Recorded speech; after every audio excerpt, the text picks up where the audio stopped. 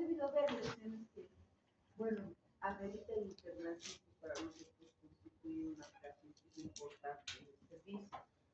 Y bien, las reacciones cutáneas a medicamentos es un capítulo igual, de igual manera amplio. Pero aquí lo que les voy a mostrar, además, vamos a ver aquí los casos clínicos mejor cuando vemos aquí diferentes casos de teoría. Entonces vamos a analizar todos estos capítulos de las reacciones cutáneas a medicamentos. ¿Sí?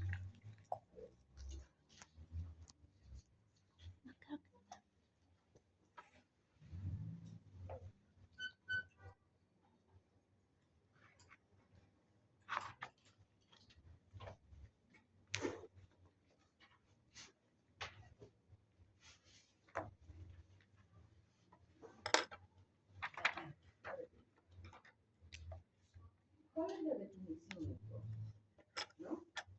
Podemos hablar que son dermatosis que afectan tanto la piel, a las mucosas o también a los amentos. ¿Causadas por qué? Por diversas sustancias. Generalmente su gran mayoría, con la redundancia, proceden por medicamentos, ¿no? Que van a entrar al organismo por diferentes vías. Vía parenteral, vía tópica, vía inhalatoria, y eso se habla como toxicodermia. No hay datos exactos en la epidemiología, ¿no? Es más frecuente este grupo de pacientes que son hospitalizados por reacciones medicamentosas, ¿no? Dice que hay altas tasas reportadas por los mismos antibióticos que causan este tipo de reacciones. Entonces tenemos grupos farmacológicos, porque ya nos enfocamos más al tema de los medicamentos que van a causar reacciones. Ahí tenemos antibióticos, betalactámicos, aminoglucósidos, los AINES, las pirazolonas, que todas estas, las que están con rojo, pues hay reportes de una incidencia mucho más alta que los demás. Pero en sí, imagínense, hasta los analgésicos nos van a causar dentro de la etiología la toxicidad.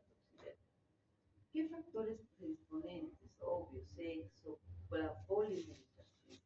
Esto es importante y lo vamos a ver en nuestro último caso clínico, donde no le sienta, ¿no? Cuando se pone entonces no llegan, digamos, a cumplir lo que es la patología, pero empiezan a polimedicarse. No, por si acaso tomar esto más. Entonces, ahí ya va un factor predisponente de sensibilidad. Las infecciones también causan sensibilidad, al igual que la polimedicación o las enfermedades adyacentes. Enfermedades por virus, Epstein-Barr, citomegalovirus, el VIH, hace que exista mayor susceptibilidad para esta patología. Entonces hablamos de la predisposición genética en primer lugar, pues no a todos va a afectar. Hay una predisposición genética marcada en esto. Alteraciones del metabolismo detoxificador farmacológico, sí, y del sistema inmune que involucra. Siempre están mediadas por mecanismos de hipersensibilidad, tipo 1 y tipo 4, dentro de las que son inmunológicas. Pero también el otro grupo de no inmunológicas, ¿no? Que va en relación un poco más pequeño en relación al primero, porque siempre hay reacciones inmunológicas, va a haber la dosificación, sea la toxicidad o interacciones, o finalmente acumulación medicamentosa. Hablamos de las toxicodermias inmunológicas, las que tienen los cuatro tipos de reacciones que son mediadas inmunológicamente. La 1, la IgE, ¿no? Se produce por formación de IgE que estimula la liberación de los mediadores tanto de parte de los mastocitos y los basófilos. Aquí vamos a ver las urticarias, los angioedemas por la penicilina. La tipo 2, anticuerpos IgG y IgM, ¿no? Sujetos a sensibilizados, que tienen sus antígenos en la superficie celular, que obviamente desencadena por su ejercicio tóxica todo lo que es el complemento y va a haber una muerte celular por citotoxicidad. Aquí podemos ver anemias hemolíticas que causan la penicilina. Las 3, mediadas por inmunocomplejos. La unión de IgG y IgM contra antígenos circulantes, también al mismo modo que las citotóxicas, puede activar el sistema de complemento. Y aquí vemos vasculitis por medicamentos. La tipo 4, reacciones de hipersensibilidad retardada, aquí no hay la participación de anticuerpos, pero requiere una sensibilización previa, dermatitis de contacto, dermatitis alérgica y fotoalérgica. Entonces repetimos que siempre hay un mecanismo inmunológico y no inmunológico. La sobredosificación, reacción acumulativa, toxicidad retardada, efectos facultativos, todo esto. Y esto es importante, la reacción de Harris-Taylor. Son los cuantos que habíamos mostrado en cuanto a cómo va el producirse a la toxicidad. Entonces, aquí las han dividido en dos tipos, tipo A y tipo B. Tipo A, farmacológicas, por hipersensibilidad, gracias a la glucosa. La tipo A, dosis dependiente y dosis independiente. La tipo A, previsibles, las otras no previsibles. La tipo A son comunes y las otras son raras, porque involucra esta idiosincrasia al mismo paciente. Ya hace mucho tiempo habían sido descritas las reacciones de hipersensibilidad o las toxidemias. ¿No? En 1930 hablaban de una fiebre medicamentosa, síndrome de mononucleosis, síndrome de hipersensibilidad a las sulfasfenitoínas que ya en esa época se empezó a utilizar. En 1959 Sunstein habló de una enfermedad que abarcaba todo el cuerpo y dijo, esto es un linfoma, pero un pseudo-linfoma, porque el linfoma natural no es así, es un pseudo-linfoma por las lesiones que presentaba el paciente, pero inducido por drogas.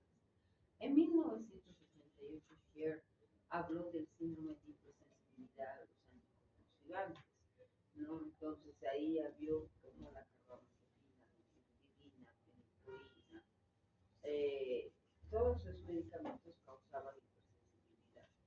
En 1995 empezaron a publicar que es un síndrome de hipersensibilidad más un síndrome sistémico que hablaba del estrés y unificaba ya los criterios englobando la hipersensibilidad a los medicamentos. Entonces se habla que hay mecanismos, sobre todo inmunológicos. ¿Por qué? Porque se activa todo lo que es el sistema de complemento y las células T. Químicamente activos los aptenos y moléculas metabolizadas. Aquí vemos los aptenos y los proaptenos. Entonces, estos hacen un complejo aptenoproteína transportadora y estos ya procesados van a estimular a lo que son las células T. Y ahí se desencadena el fenómeno inmunológico, ¿no? Entonces, siempre va a haber la presentación de un apteno hacia las células T. ¿Para qué? Para que se desencadene todo lo que es el sistema inmunológico y estas me empiecen a presentar las primeras lesiones desde unas máculas, pápulas, una eritrodermia o finalmente reacciones como nodulares, como si fueran linfomas o pseudolinfomas. Es importante identificar el agente causal. Para eso tenemos parámetros definitivos, probable o improbable. Y hay variables, ¿no? Entonces se dice que el uso de la experiencia antes de un medicamento hace que exista un antecedente, ¿no? Y un patrón de reacción cutánea. Candidatos etiológicos alternativos que pueden ser los cofactores, es importante evaluarlos. Infecciones, ya les dije, virus, drogas, tumores, atopías. Una persona atópica, que van a llevar a la persona que van a atopía, es una persona que reacciona, no hay, digamos, una etiología base para la reacción de los atópicos, pero se dice que sí una base genética sustenta a lo que se está patología. La relación temporal de eventos entre la administración de la droga y el inicio de RAS es importante evaluar. Desde hasta las 24-48 horas vamos a tener este tipo de reacción. La suspensión del medicamento va a mejorar, no sé si probable no lo hace. Reiniciación del medicamento hace la reexposición y la información definitiva si este paciente es realmente sensible o no puede usar este medicamento. La clínica cutánea, el compromiso cutáneo es 90%. Entonces nosotros distinguimos una reacción medicamentosa viendo. Entonces está rojo, está hinchado. Es que ayer le tomó un medicamento, entonces ya estamos nosotros visualizando cómo está el paciente.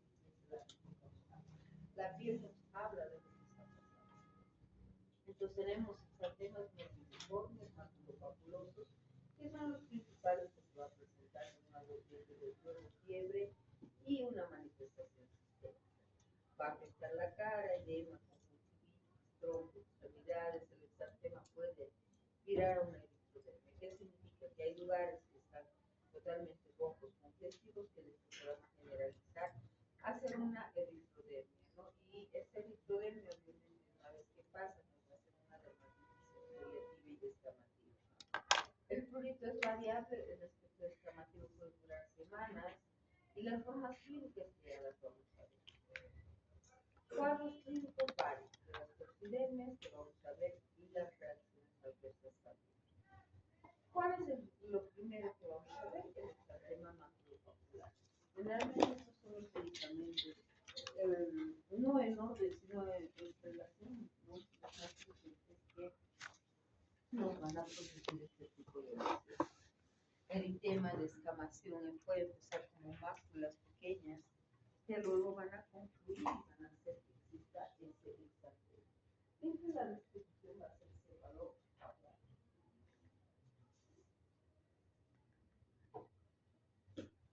Miren la descripción. Entonces dice, al paciente me ha salido unas manchitas, unos granitos. Este es lo típico del exantema maculopapular. Luego podemos tener las urticarias, como otro dato.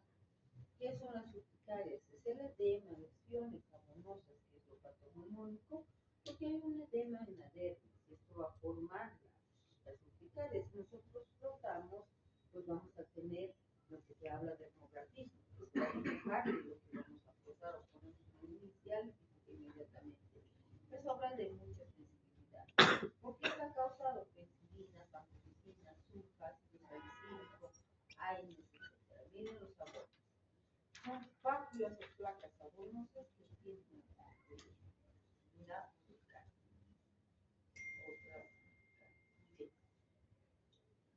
Vasculitis, ¿no? Esta dice que en una gran parte se me lleva por el mismo proceso. Gastrina, hidralacina, azúcar, lesiones macropúricas que confluyen a placas. Eritema fijo.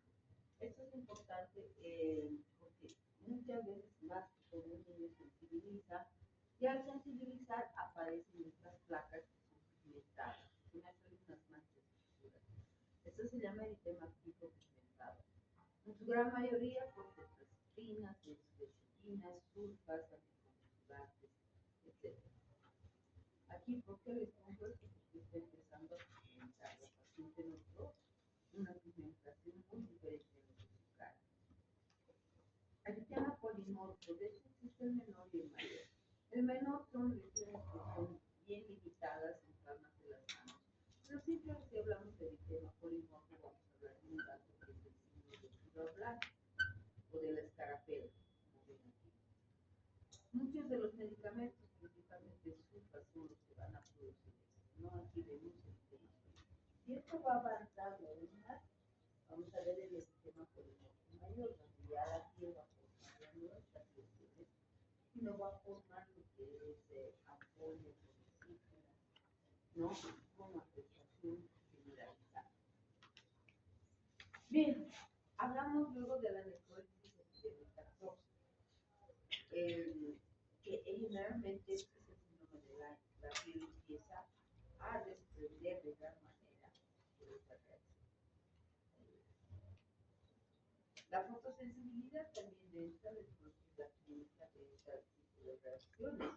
Medicamentos que vas tomando y los pacientes aparecen como si estuvieran quemado la cara, simplemente se necesita para nosotros vamos a ir.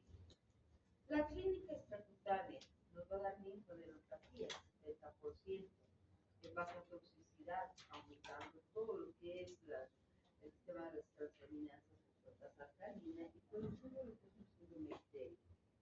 Hematológico, 50% nos dan eosinofilias, trombocitopenia, como lo vamos a ver. Gastrointestinal, náuseas, vómitos, diarrea, etc. En riñón, el 30% nos va a dar lo que es hematuria microscópica, proteinuria, aumento de la creatinina. En pulmón vamos a tener el 5% síndrome de distrés respiratorio, neumonías intersticiales, y también vamos a tener en otro sentido otro tipo de afectación, como ser cardíaca y también una afectación, que no hablar de una afectación respiratoria, ¿no? O una diabetes tipo 1. Entonces, todo esto nos puede desencadenar lo que es la creación de medicamentos. Mucho tiene que ver la experiencia multiorgánica. La afección en un gran porcentaje, hablamos de fiebre de 90 a 100%, y luego vamos a ver la expresión cutánea y las enzimapatías con la afectación hepática. Los anticonvulsivantes, ¿por qué les menciono? Exclusivamente porque hay varios reportes de las epidemias que involucran en una gran mayoría a ellos. Y estos nos pueden desencadenar lo que son los pseudolinfomas, que van a parecer a un linfoma, que es una enfermedad, ya como hablamos, los linfomas, una enfermedad maligna a nivel de la sangre, ¿no es cierto? Entonces no hay afección multiorgánica, entonces puede estar involucrado en esto la carbamazepina, antoína, etc. Y se presentan de esta manera, como pseudolinfomas, los linfomas con afectación de que es multisistémica. El diagnóstico es clínico laboratorial, también, y las pruebas ejecutables. Tienen que hacer el diagnóstico diferencial ante cualquier otro tipo de reacciones cutáneas, como sé, cuando hay formas virales o enfermedades también que puede ser por el colar. El pronóstico, bueno, si hay falla hepática, un 10%, no nos va a dar fatal. El tratamiento, retirar lo que es sospechoso, evitar fármacos con reactividad cruzada, es decir, estás tomando estas cosas sensibles, no que te han dado una quimorona, y por si acaso una cefalosporina más, entonces evitar esta reactividad cruzada. Inmunoglobina, interferón, etcétera, lo que se puede utilizar para recomendaciones al inicio del tratamiento anticonvulsivo. ¿Por qué les pongo también esto? Aparte de los anticonvulsivantes, estamos en un país que es desarrollado, diría, que la situación es exigente y los mayores medicamentos que nos van a causar reacciones también por medio de los anticonvulsivos. Entonces hay que hacer una revisión acosa para poder empezar esto o hacer un testeo de qué fármaco puede causar esta sensibilidad. No pasa nada que puede, ¿no?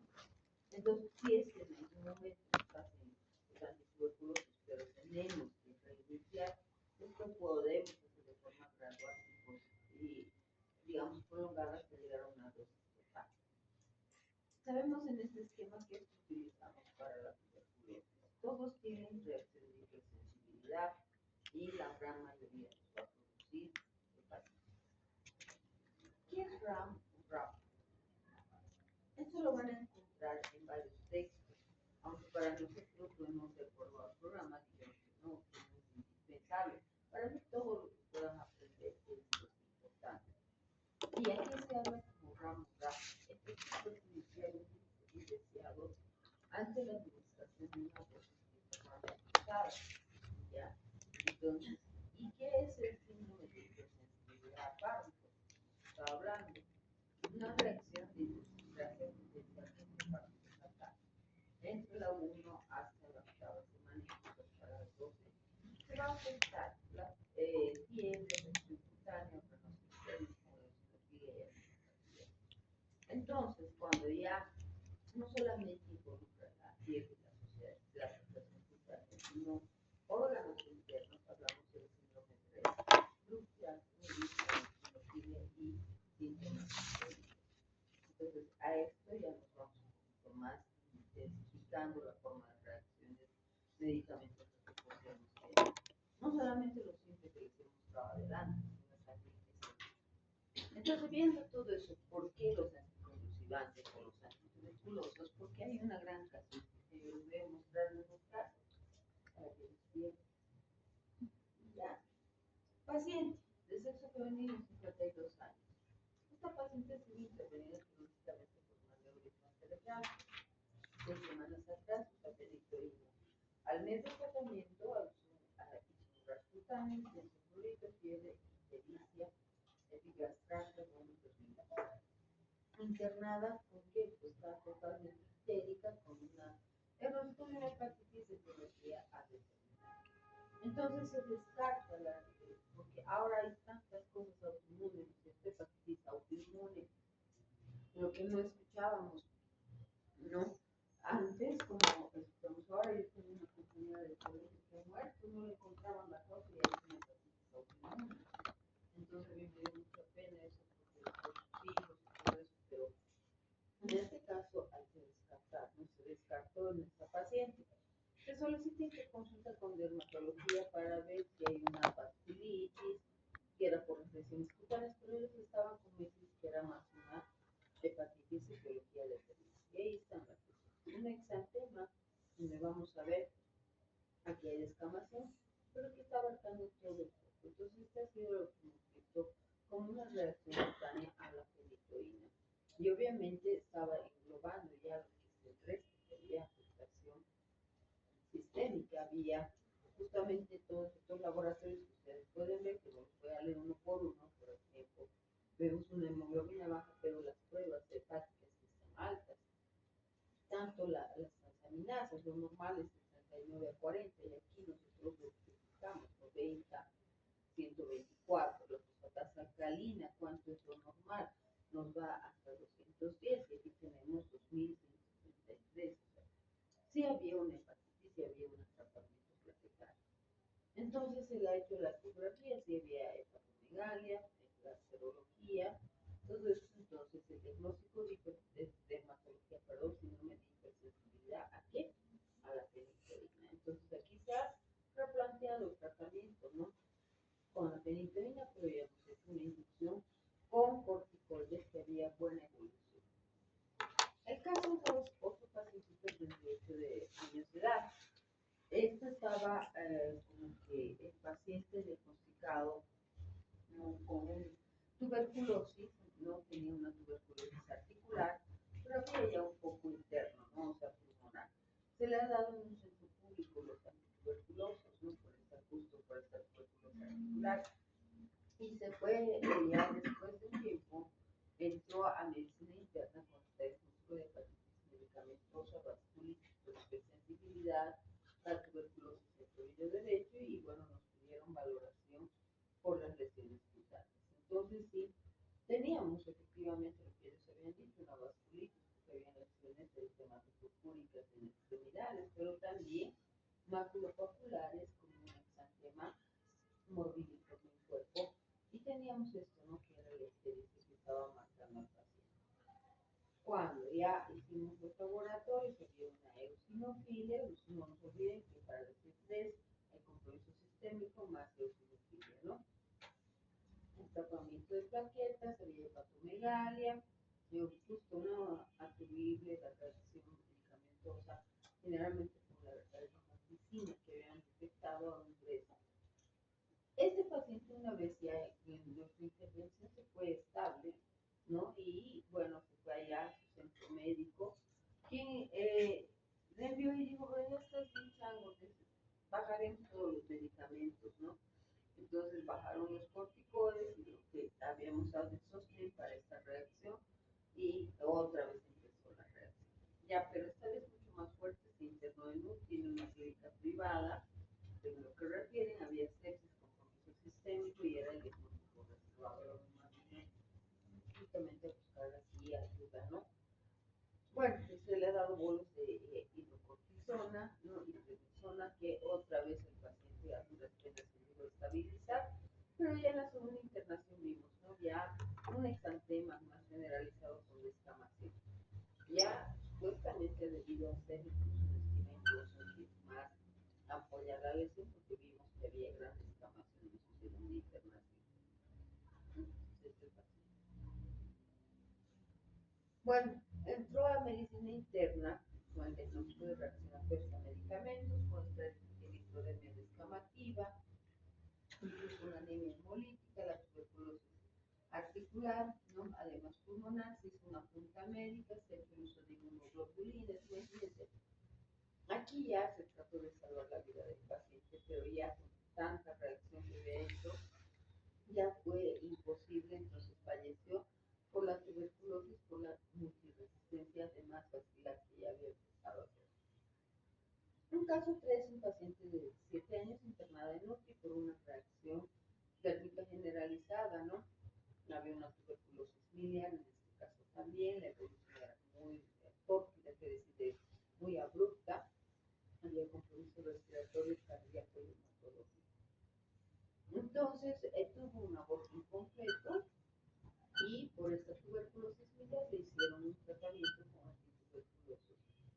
empezó a presentar lo que es toda la clínica de fiebre, rash, etcétera, que se llegó a internar a UCI, ¿no?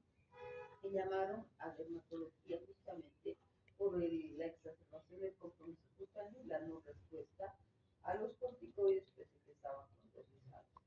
Y ahí vemos las lesiones, ¿no? Que había ya bien marcadas como una eritrodermia generalizada en el cuerpo. De igual manera, analizamos lo que es los laboratorios, ¿no? Confirmando que hay alteraciones, todo en la función hepática, y también había una eosinofilia. Nosotros suspendemos el tratamiento de tuberculoso, se volvió a modificar el manejo de los corticoides que estaban haciendo. Entonces ya una vez estable la paciente por la TB-Milia, que es muy diseminada, hablamos con neumología para que paulatinamente empiecen a reiniciar. Entonces esta pacientita sí se salvó, no hizo la diseminación basilar ni la multiresistencia al medicamento, sí se salvó y salió bien del hospital. Y el último caso creo que es, ¿no? Vamos a ver otro, pero una paciente con craniotomía. Aquí sí es más neurológica porque se le ha dado ya fenitoína y algunos anticonvulsivantes, ¿no?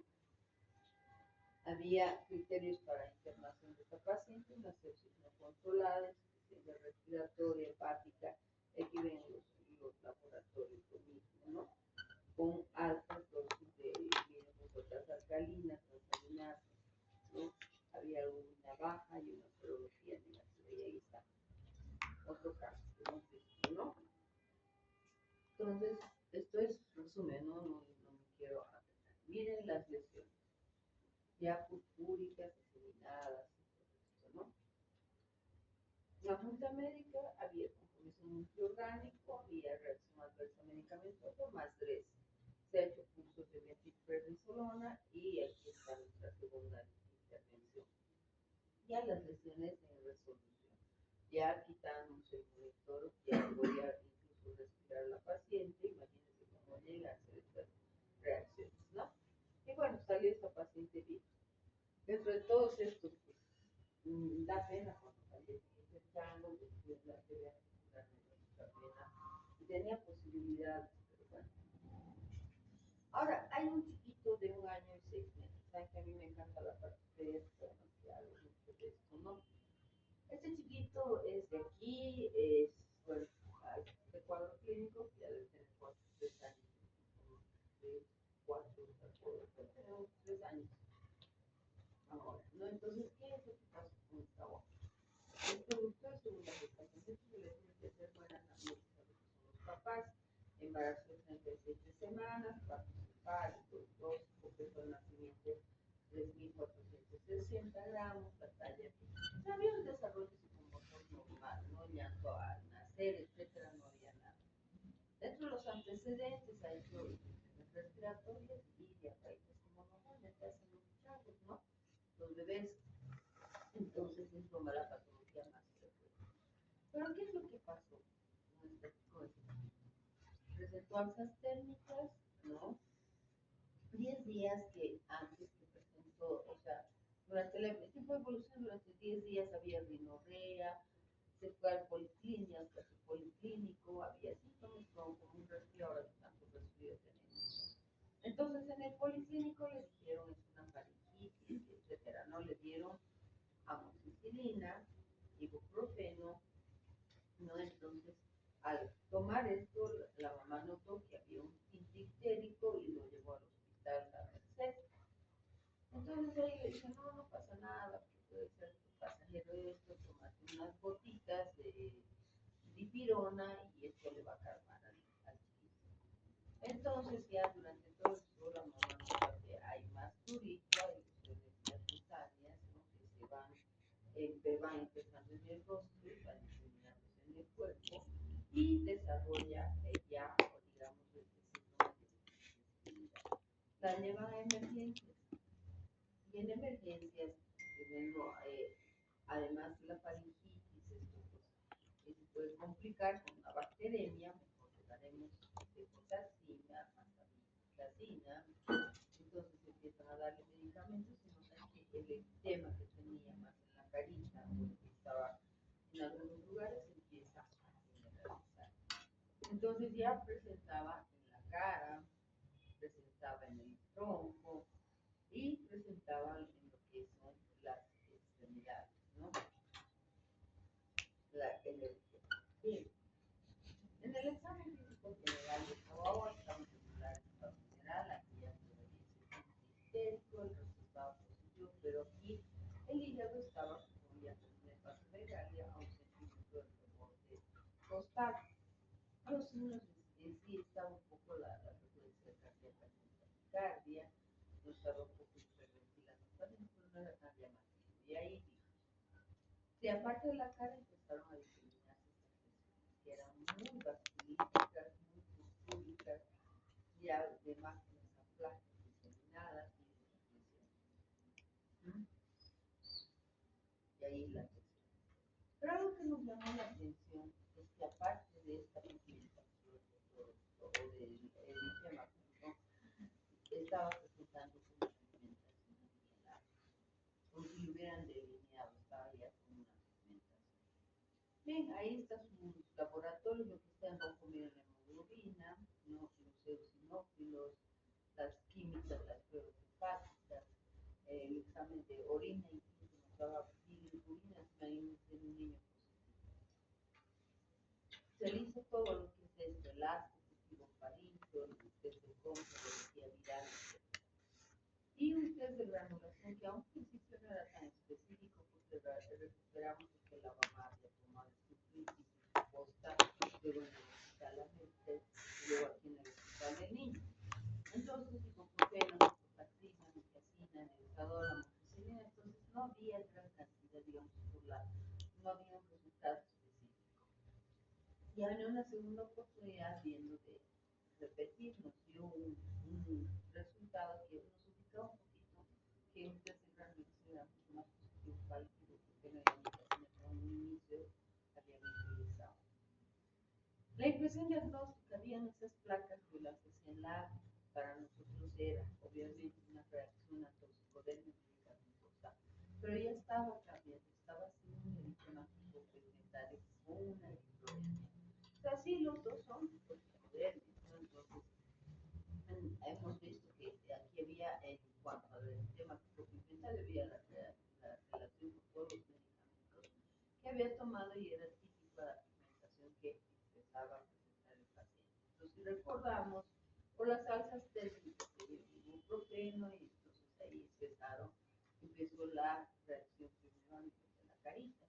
Pero ya sumando todos los medicamentos, ahí empezó las primeras lesiones pigmentadas. Por la eritrodermia empezó a presentar, pues ha sido justamente por varios medicamentos que he utilizado.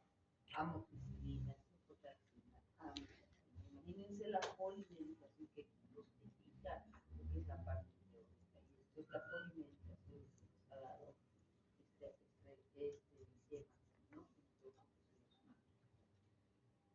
En el diagnóstico, bueno, nos ha servido mucho la historia clínica, las pruebas cutáneas, la provocación, una biopsia, todo eso lo que está hecho, ¿no? Entonces, las medidas generales, antes de que esto vaya avanzando y tome sistémicamente a hombres, se ha hecho la dieta libre de vitaminas liberadores. Los corticoides en sí, ustedes ven, es en primera línea nuestra medida de salvataje, ya sea la hipocortisona, que podemos usar el endovenoso, la betametasona o también la metilprednisolona, que la usan en bolos. Entonces, los corticoides son para nosotros gran apoyo, y al igual que los antihistamínicos. Bien, entonces el chango se lo controló de bebé y se le hizo una dieta adecuada, se le mantuvo los corticoides y las recomendaciones al y vino aquí al control por la ya fuera de todo, pero ya justamente con un antecedente muy importante, donde se ha hecho una reeducación a los papás, ¿no? Entonces, ya no tenía nada de eso ese bebé. Bien, conclusiones, cualquier medicamento puede provocar alteraciones cutáneas, ¿no? Entonces, estos mecanismos de la toxicodermia son variables, como les he ido mostrando en los casos clínicos. Es muy importante identificar el medicamento, ¿no? Qué está pasando, qué ha tomado, y suspenderlo y hacer un tratamiento de esta reacción adversa.